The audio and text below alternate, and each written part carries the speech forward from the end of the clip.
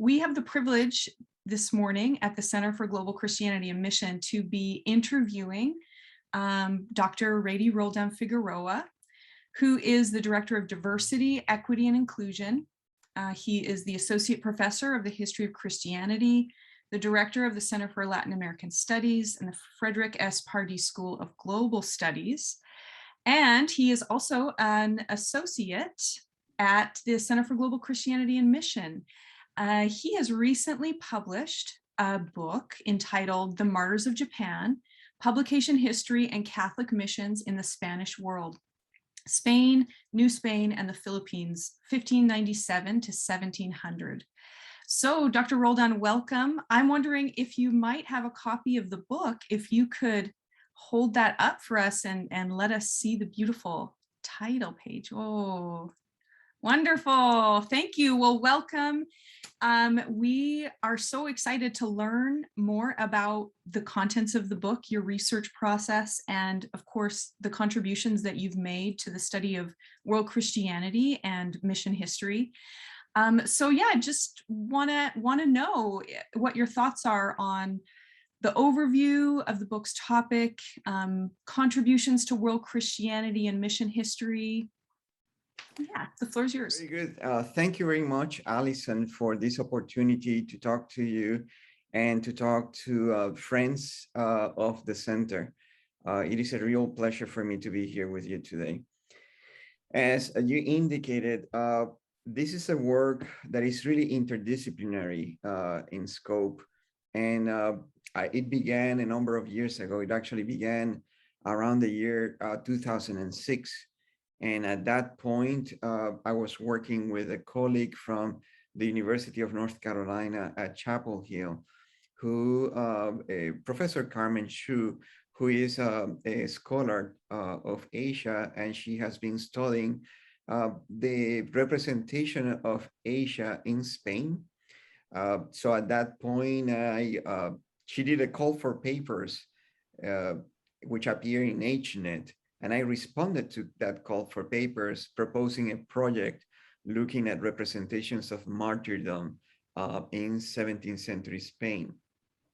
And that was really the beginning of this project.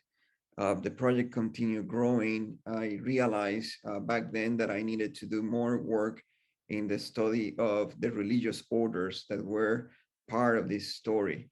And you can see this in the book. In the book, I engage three major religious orders who were missionaries and who were active in Asia in the 16th and the 17th century. And these religious orders are the Society of Jesus, the Discalced Franciscans, which at that time were an autonomous branch of Franciscanism, and the Dominicans. So what I do is I look at these three religious orders and their missionary work in Japan, but also at their role in disseminating accounts of Christian martyrdom in Japan. If you look at the book, I think that's where the main contribution is. It's a study of a body of literature that was produced between 1597 and the year 1700, a body of literature, religious literature, that focused on the experiences of persecution, prosecution, and martyrdom of Christians in Japan. In terms of the history of Christian missions in Japan, the book provides an overview of what occurred in the 16th century in the introductory chapter of the book. But the rest of the book is really a history about publications. So I incorporate several approaches. I deal with history of missions, history of the book or history of publications. I use what I call a new approach to institutional history. And I also deal with the question of how to classify this body of literature. Was it travel literature, as it has been classified? Or was it really religious literature in the first place? Yeah, thank you for that explanation. There's a lot there. it would be good to dig a little deeper in each of those areas, but that's what reading the book is for. So we will look forward to learning more through reading what you've published. Another question related maybe to that is, were there some surprising discoveries? For example, as you're indicating, reclassifying this body of literature, was that a surprising discovery, or what were some other surprising discoveries? Just before I give the floor back to you, I'm thinking about how popular might not be the right word, but how popular the history of Japanese martyrdom has been in the history of Asian Christianity, for example. So just hearing what you're profiling, I think, is offering a fresh insight into that body of scholarship as well. Anyway, that's my own comment there, but yeah, back to you on some surprising discoveries that you made during your research. What I would like to do is address 2 points here.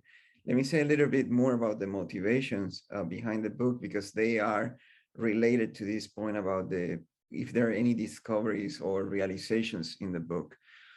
Look, a strong motivation for me to do this work is that for long, I have been a scholar of the 16th century, of the European Reformations. But while doing that work early in my career, I began to realize more and more that the 17th century really still is a kind of, not a terra incognita, but it's an area that has not received the same amount of attention from historians of Christianity, historians of missions.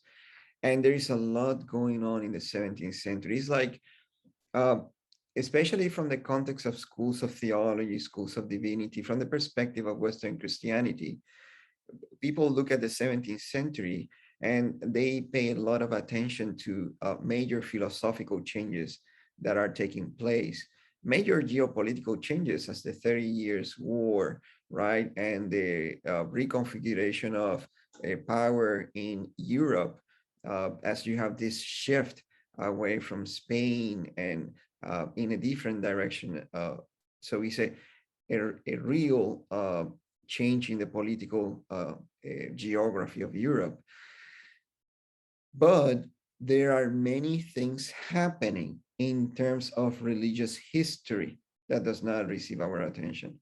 For some people, the other area that gets a lot of attention is 17th century England, the Reformations in England, the emergence of different groups that are still shaping the history of Christianity in the United States.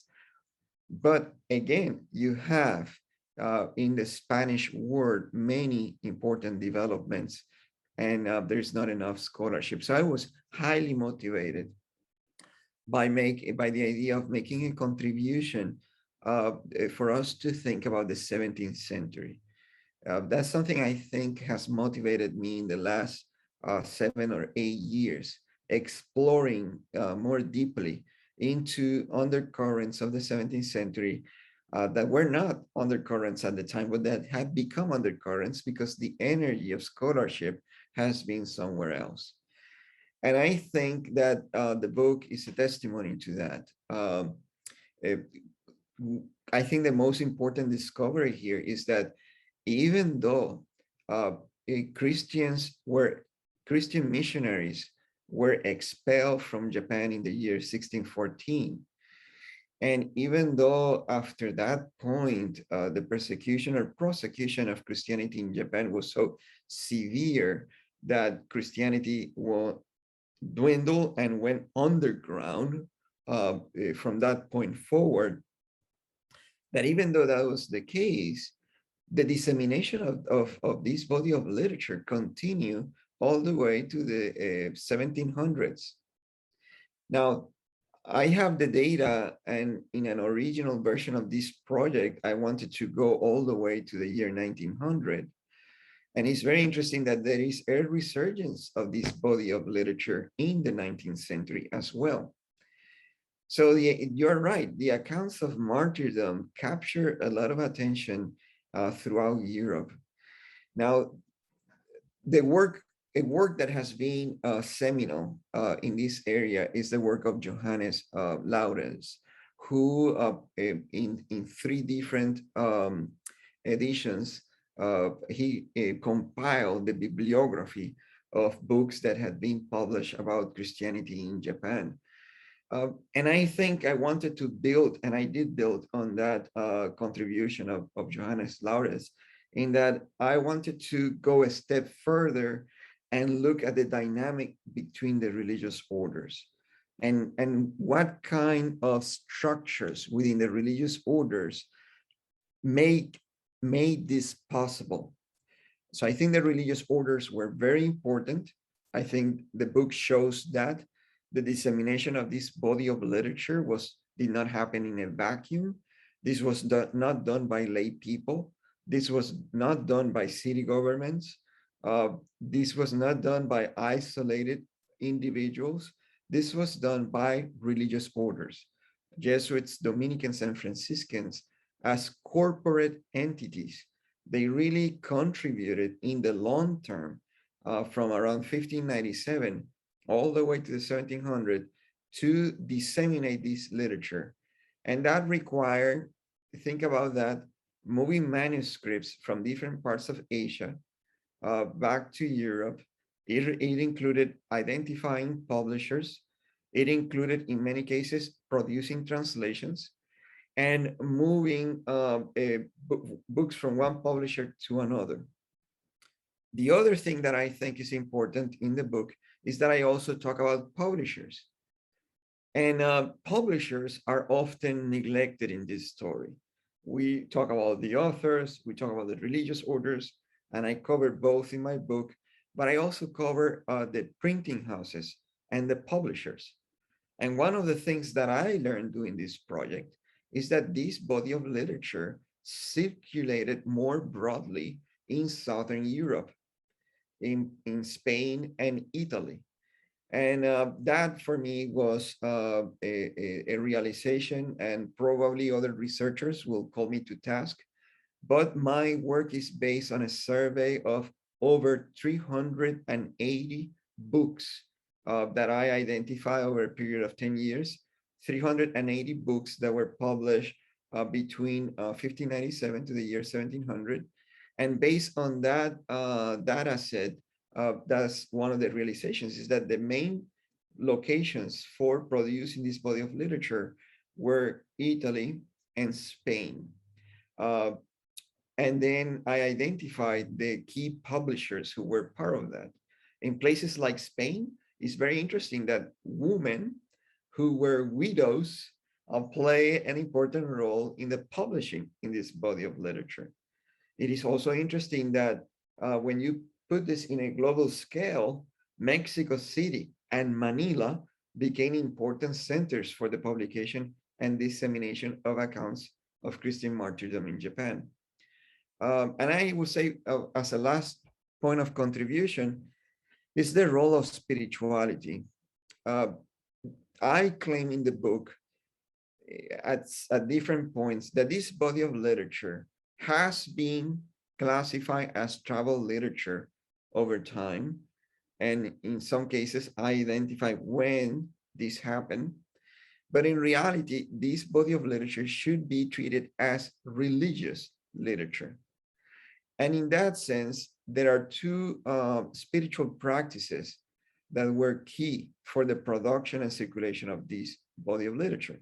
The first one, the spirituality of writing, that the people who wrote these accounts, they really believed that they were serving God through the writing. So there is a spirituality of writing that they often articulated or described in prefaces to these books. The other one is a spirituality of reading. They were writing these accounts because there were audiences out there who formed part of the great war of Catholic literary culture, who were lay readers and were interested in reading these sources. So those are some of the kind of key contributions, the role of publishers, the role of the religious orders, the spirituality of writing, the spirituality of reading, and how this literature should be really considered religious literature and not just travel literature. Wow, that's all fascinating, Dr. Roldan-Figueroa. I imagine that the complexity of what your research discoveries are adding to this conversation will generate hopefully more research and more publications in this direction. I just to make a connection to some modern missionary writings, as you mentioned, the spirituality of writing in some of my own very preliminary research, I've found introductions of books by missionaries who say very clearly that this is a part of their ministry. So that's fascinating to have that history from the 17th century and going forward.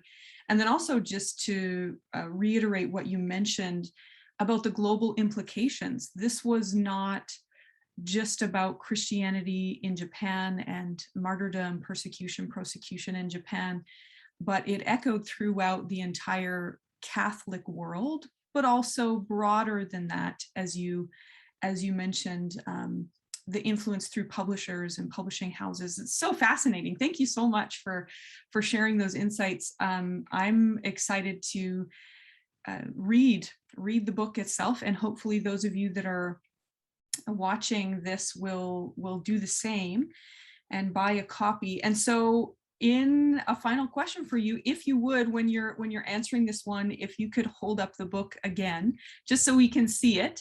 And while you're doing that, if you wouldn't mind answering to us, who needs to read this book and why? Why do we need to read this book, Dr. Roldan-Figueroa? I think there are a couple of readers for this book.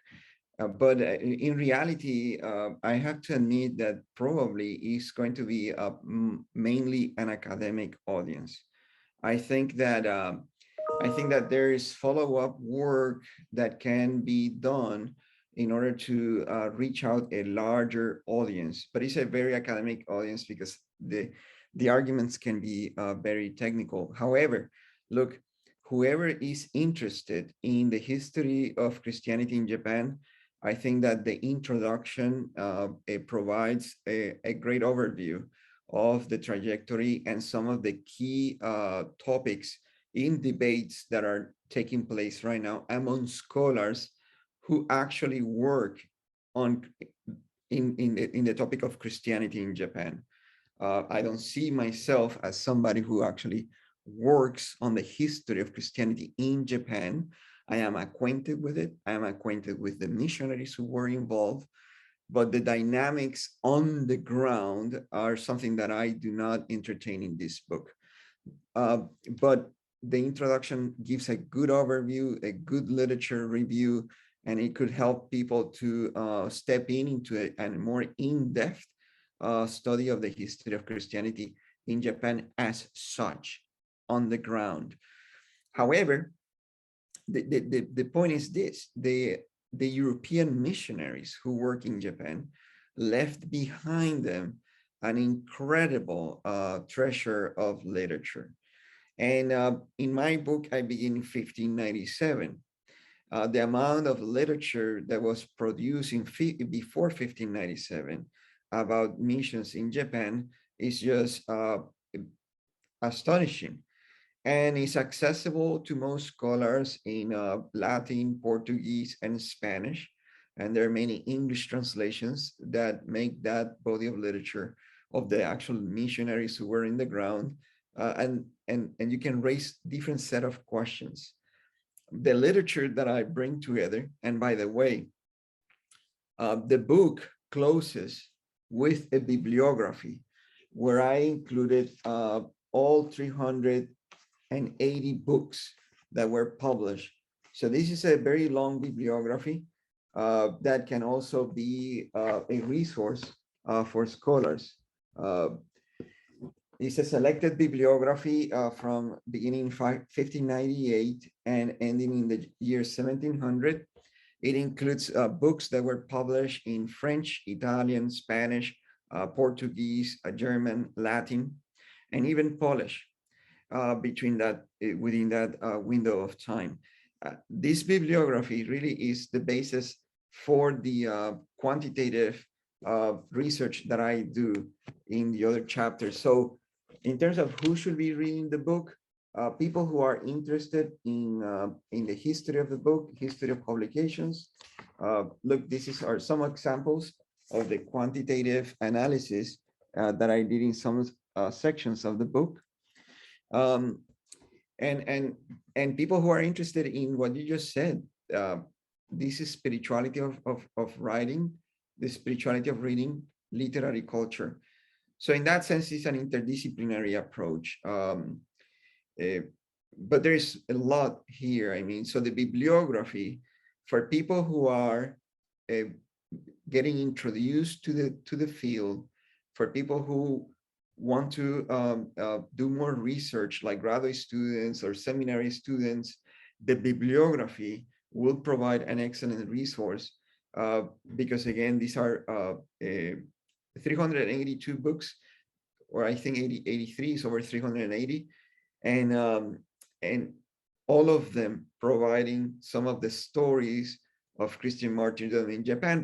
But by doing that, they dealt with other issues in these books, like missionary strategies, how the missions were organized, the structures that made missionary work possible. So this is a wealth of literature, and many of these books have not been studied closely. What a valuable contribution to the scholarly world, and something to spur on those that are entering the field, as you mentioned, but those also who maybe haven't looked at this period, this process from the various angles and methodologies that you've used. So thank you so much. That there was a lot in there that you shared. It will take me a little bit to unpack all of that, and just know that for those of you that are watching, in the description underneath the video, there will be a link for you to purchase the book. So please check that out. And Dr. Roldan-Figueroa, thank you so much for your time and for enlightening the friends of the Center for Global Christianity and Mission with just some tidbits of the body of this exceptional work. Thank you. Well, Alison, thank you very much for inviting me to do this. Thank you very much for the center. And thanks to Professor Dana Robert for her hard work behind the center and the community of scholars that she has built up over decades of work. So thank you all.